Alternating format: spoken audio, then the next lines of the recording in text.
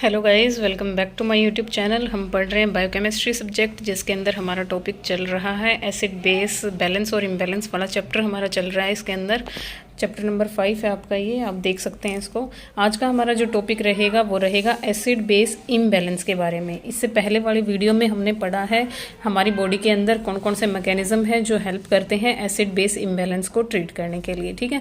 तो आज हम पढ़ते हैं किस तरीके का एसिड बेस इम्बैलेंस आपको देखने को मिल सकता है। देखिए, आपको एसिड बेस इम्बैलेंस में दो चीज़ें देखने को मिल सकती हैं, एसिडोसिस और एल्कलोसिस, ठीक है। एसिडोसिस कब होगा? देखिए, आपकी जो ब्लड की पीएच होती है वो नॉर्मली आपकी 7.35 से लेके 7.45 तक होती है, ठीक है। जैसे ही ब्लड की पीएच आपकी लेस देन 7.35 हो जाती है, उस कंडीशन को आप क्या बोलते हो? एसिडोसिस बोलते हो। और जब आपकी पीएच ब्लड की 7.45 से ज़्यादा हो जाएगी, उस कंडीशन को आप क्या बोलोगे? एल्कलोसिस बोलोगे, ठीक है। तो अब इनकी भी दो सब टाइप हैं। आपको या तो रेस्पिरेटरी एसिडोसिस देखने को मिल सकता है या फिर मेटाबॉलिक एसिडोसिस देखने को मिल सकता है। ऐसे ही यहाँ पे है, आपको रेस्पिरेटरी एल्कलोसिस भी देखने को मिल सकता है और मेटाबॉलिक एल्कलोसिस भी देखने को मिल सकता है, ठीक है। तो ये इनके सब टाइप्स हैं। अब देखिए, आपको रेस्पिरेटरी जो भी है एसिडोसिस और एल्कलोसिस कब देखने को मिलेगा? जब आपके लंग्स के अंदर कोई डिस्टर्बेंस आपको देखने को मिलेगी, ठीक है। याद रखिएगा, रेस्पिरेटरी एसिडोसिस और एल्कलोसिस की कंडीशन आपको कब देखने को मिलेगी? जब लंग्स के अंदर डिस्टर्बेंस देखने को मिलेगी। और जो मेटाबॉलिक एसिडोसिस और एल्कलोसिस है वो आपको कब देखने को मिलेगा? जब डिस्टर्बेंस देखने को मिलेगी आपको जीआईटी सिस्टम के अंदर, गैस्ट्रो इंटेस्टाइनल ट्रैक्ट के अंदर या फिर आपके किडनी के अंदर। जब इनके अंदर डिस्टर्बेंस होगी तब आपको मेटाबॉलिक एसिडोसिस भी देखने को मिल सकता है या फिर मेटाबॉलिक एल्कलोसिस भी देखने को मिल सकता है, ठीक है। अब इन कंडीशन को डिटेल में पढ़ने से पहले हमें कुछ बातों का पता होना चाहिए, ठीक है। देखिए, जो आपकी ब्लड की पीएच होती है वहाँ उसका सबसे मेन रोल यहाँ पे रहता है। तो देखिए, आपकी पीएच का रिलेशनशिप समझने की ज़रूरत है आपको पहले तो। और ये पता होना चाहिए आपको, आपकी जो ब्लड की पीएच स्केल आपने देखा है 0 से 14 तक होता है, बीच में 7 नंबरिंग होती है जिसको आप न्यूट्रल बोलते हो। 7 से नीचे अगर पीएच है उसको आप एसिडिक कंडीशन बोलोगे, और 7 के ऊपर जो कंडीशन जाती है उसको आप एल्कलोसिस बोलते हो, ठीक है। अगर आपकी ब्लड की पीएच कम होती है 7.35 से, उसको आप एसिडोसिस बोलोगे। पीएच ज़्यादा होती है तो बेसिक कंटेंट यानी बॉडी के अंदर ज़्यादा हो चुका है, ठीक है। अब देखिए, आपकी पीएच की जो रिलेशनशिप है वो आपने कार्बन डाइऑक्साइड के साथ समझनी है और बाइकार्बोनेट्स के साथ समझनी है, ठीक है।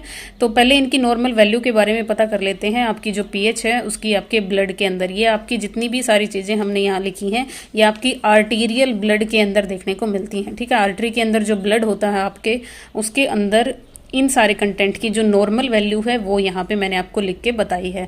तो देखिए, सबसे फर्स्ट है पीएच। इसकी जो नॉर्मल वैल्यू रहती है आर्टरी के ब्लड के अंदर वो रहती है 7.35 से लेके 7.45 तक, ठीक है।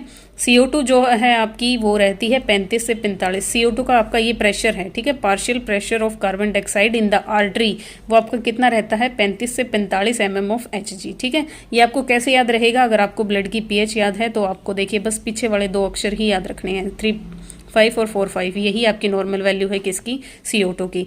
उसके बाद देखिए HCO3 का मतलब है बाइकार्बोनेट्स, ठीक है। जब इनका कंटेंट बढ़ता है तो बॉडी के अंदर एल्कलोसिस की कंडीशन आती है, और जब CO2 की वैल्यू बढ़ेगी तब इसके अंदर बॉडी के अंदर एसिडोसिस की जो कंडीशन है वो हमें बढ़ी हुई देखने को मिलती है, ठीक है।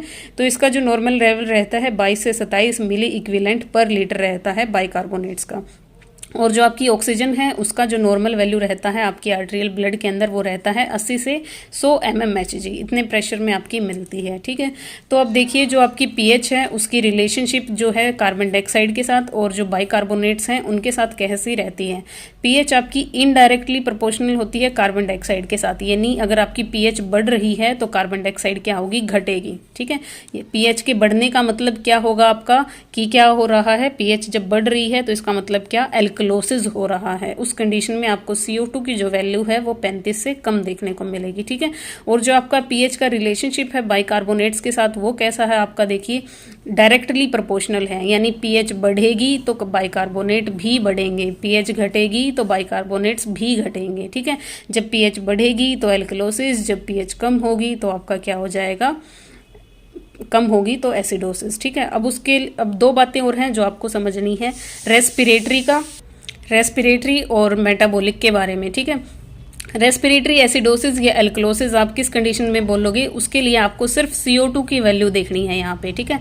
कार्बन डाइऑक्साइड है उसी की वैल्यू। पीएच से आपको ये पता चल जाएगा कि कोई भी कंडीशन एसिडिक है या एल्कलोसिस है या फिर आपकी एसिडोसिस है। पीएच से आपको ये पता चल जाएगा। लेकिन अगर CO2 की वैल्यू के अंदर आपको नॉर्मल से डेविएशन देखने को मिल रही है तो उससे आपको अंदाजा हो जाएगा कि रेस्पिरेटरी के बारे में बात हो रही है। और अगर बाइकार्बोनेट्स की जो वैल्यू है वो आपको डिफर देखने को मिल रही है तो उस केस में आपने क्या अंदाजा लगाना है कि वो मेटाबॉलिक एसिडोसिस या एल्कलोसिस के बारे में बात हो रही है, ठीक है। इनको हम डिटेल में पढ़ते हैं। देखिए, सबसे पहले हम शुरू करते हैं रेस्पिरेटरी एसिडोसिस के साथ। रेस्पिरेटरी एसिडोसिस की कंडीशन आपको कब देखने को मिलेगी? रेस्पिरेटरी, अब याद रखिएगा आप, CO2 का जो आपका पीएच के साथ रिलेशन है वो कैसा रहेगा, इनवर्सली रहता है, ठीक है।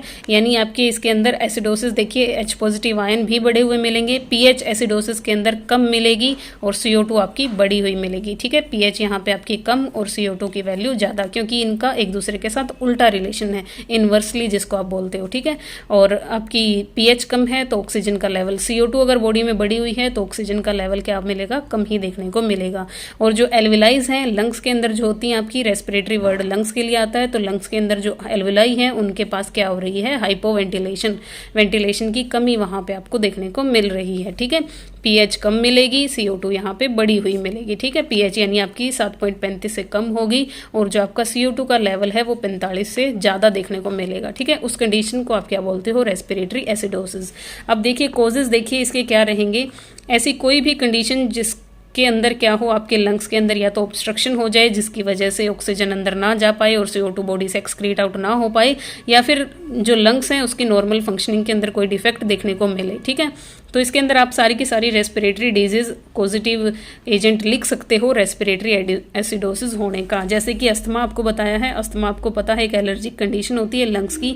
COPD आपको बताया है क्रोनिक ऑब्स्ट्रक्टिव पल्मोनरी डिजीज आप जिसको बोलते हो, या फिर ब्रोंकाइज के अंदर इन्फ्लामेशन हो जाना, ठीक है। या फिर एटेलेक्सिस, एटेलेक्सिस क्या होता है, आपके लंग्स की जो एल्वेलाई हैं वो सिकुड़ जाएं, ठीक है, ऑक्सीजन को ना ले पाएं, CO2 को बाहर ना निकाल पाएं। या फिर आपके पल्मोनरी जो लंग्स का एरिया वहाँ पे एबनॉर्मली एडीमा हो जाए, फ्लूइड इकट्ठा हो जाए वहाँ पे, ठीक है।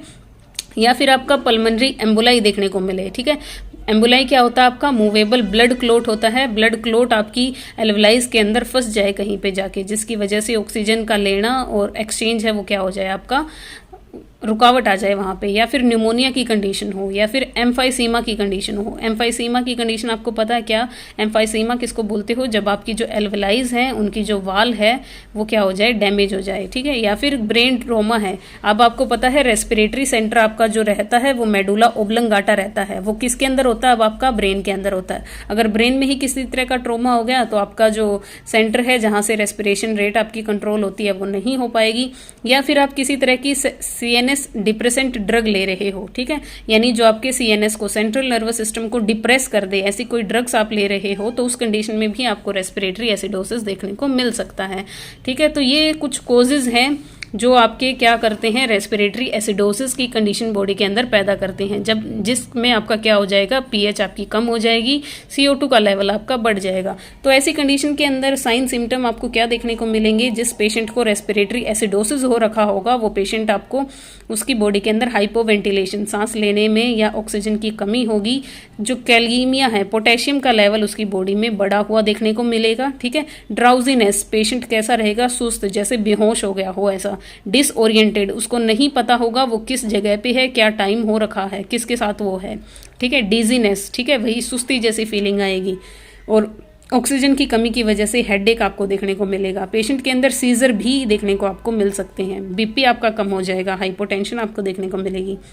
और जो स्किन है वो कैसी हो जाएगी, वार्म फ्लश स्किन आपको देखने को मिलेगी, ठीक है। उसके बाद हम पढ़ते हैं साइन सिम्टम के बाद आती है आपकी मैनेजमेंट, ठीक है। रेस्पिरेटरी एसिडोसिस के पेशेंट को आप कैसे ट्रीट करोगे, ये जो मैनेजमेंट है ये मैंने प्रायोरिटी वाइज आपकी लिख रखी है, ठीक है। आपके कम्पिटिटिव एग्जाम में ऐसे ही पूछा जाता है, सबसे फर्स्ट प्रायोरिटी आप किस चीज़ को दोगे अगर आपको रेस्पिरेटरी एसिडोसिस का पेशेंट मिलता है तो हम सबसे फर्स्ट प्रायोरिटी देंगे पोजीशन को। पेशेंट को आप कैसी पोजीशन में रखोगे, सेमी फाउलर पोजीशन में रखोगे, जिससे क्या हो वो अच्छे से रेस्पायर कर सके, उसके लंग्स को ब्रीथ करने के लिए पूरा एक्सपेंशन मिल सके। उसके बाद आप क्या करोगे, बाहर से ऑक्सीजन थेरेपी दोगे। ऑक्सीजन थेरेपी आप नेजल कैनुला, कैथेटर, मास्क किसी भी तरीके से दे सकते हो, ठीक है, जैसी रिक्वायरमेंट हो उस हिसाब से आपने देनी है।